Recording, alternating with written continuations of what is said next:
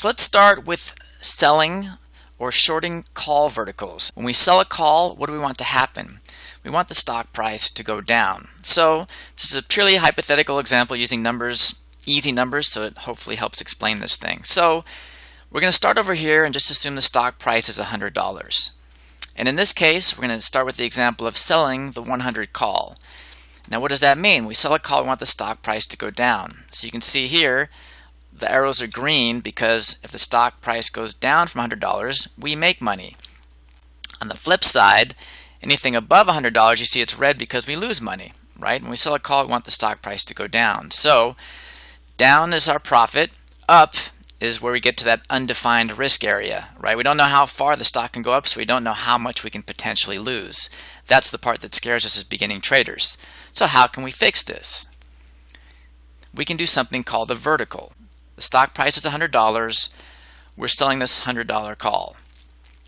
Normally, anything above $100 is where we start losing money.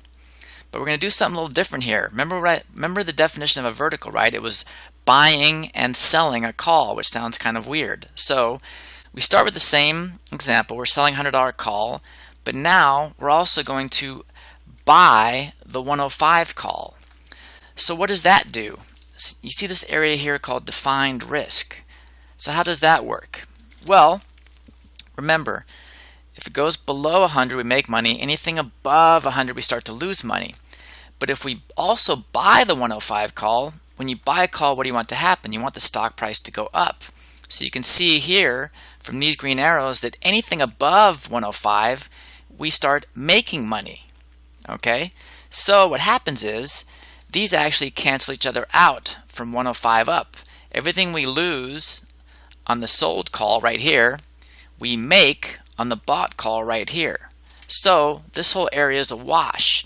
And what happens when we do that is we define the risk. We end up with this box here. This pink area is everything that's involved with a trade. This is the most money we can make or lose as a whole right here. We've defined the risk because above 105 it washes itself out. Below 100 we still have some profit because that's what we want to happen. But here the pink area is now defined. It doesn't just go on forever if it goes up because we've bought this call to protect ourselves. So let's go to a trade page and really start hammering this down and see how this concept plays out in reality.